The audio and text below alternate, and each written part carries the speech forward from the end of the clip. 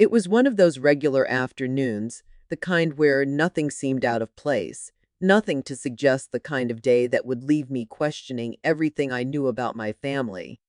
I had just gotten home from work, tired but relieved to be in the comfort of my own house. The door clicked shut behind me, and I felt a wave of relaxation wash over me.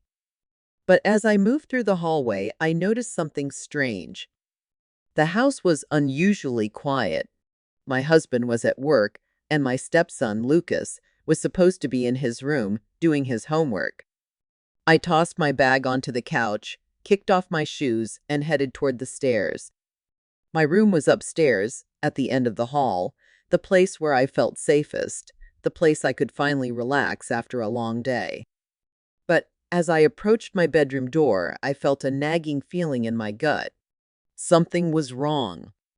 I brushed it off, thinking I was just tired, but the feeling didn't fade.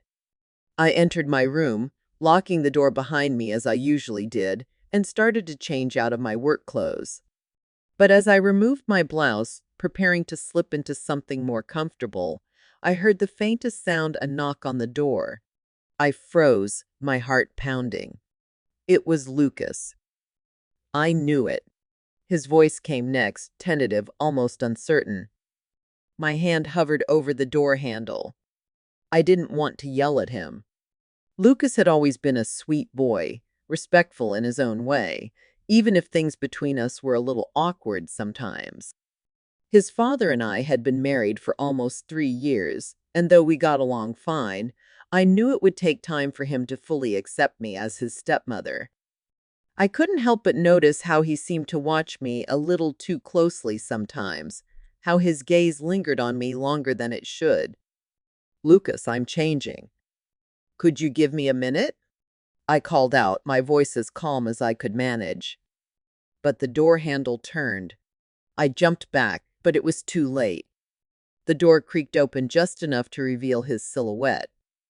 He froze the moment he saw me standing there in nothing but my bra and skirt. His eyes went wide, and I felt a rush of panic. "Lucas!" I shouted, grabbing the closest thing I could, my blouse, and holding it in front of me. His eyes darted away, but the damage was done. He had seen me. I could feel my face burning with embarrassment, my heart racing from the shock.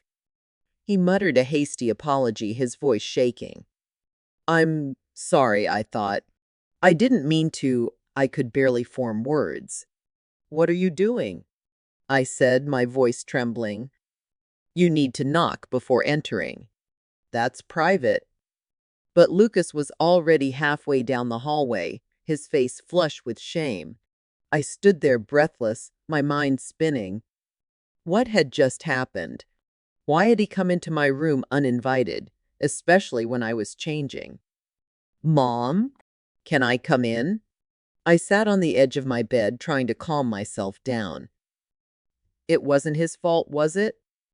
I told myself it was an accident, a mistake that could be easily forgiven. But a part of me couldn't shake the unease that was settling into my chest. What did it mean? Why did he act so nervous? I kept replaying the moment over and over, wondering if it was just an innocent mistake or something more. The awkwardness lingered between us for days after, like a cloud that wouldn't go away. Lucas avoided eye contact with me, and I found myself doing the same. He was never one to avoid me, always polite, always respectful. But now, there was something different. The atmosphere between us had changed. One night, a few days after the incident, I couldn't hold it in any longer. I had to confront him. He was sitting in the living room watching TV, his eyes glued to the screen, but I could tell he wasn't really paying attention. He was lost in his thoughts, maybe trying to avoid mine. I took a deep breath and walked over to him. "Lucas," I said softly, sitting beside him. "We need to talk." He shifted uncomfortably, his eyes flicking to mine, but he didn't speak. He just waited. "I've been thinking about what happened the other day. And I need to know, was it an accident? Did you really not mean to walk in?" I asked, my voice trembling as I tried to keep my emotions in check. Lucas swallowed hard, his throat bobbing nervously. His hands were clenched into fists in his lap. I... I didn't mean to hurt you. I swear. His voice was low, almost a whisper. I didn't know. I didn't know what I was doing. I felt a chill run down my spine. My heart raced as I tried to understand what he meant by that. What do you mean, Lucas? I asked, my voice growing faint. He hesitated, glancing at me, his eyes filled with confusion. I don't know. I've been feeling strange about you, about everything. And I didn't know how to deal with it. I felt my stomach turn. The room felt smaller, suffocating. What are you saying? I whispered. Lucas looked down, his eyes not meeting mine.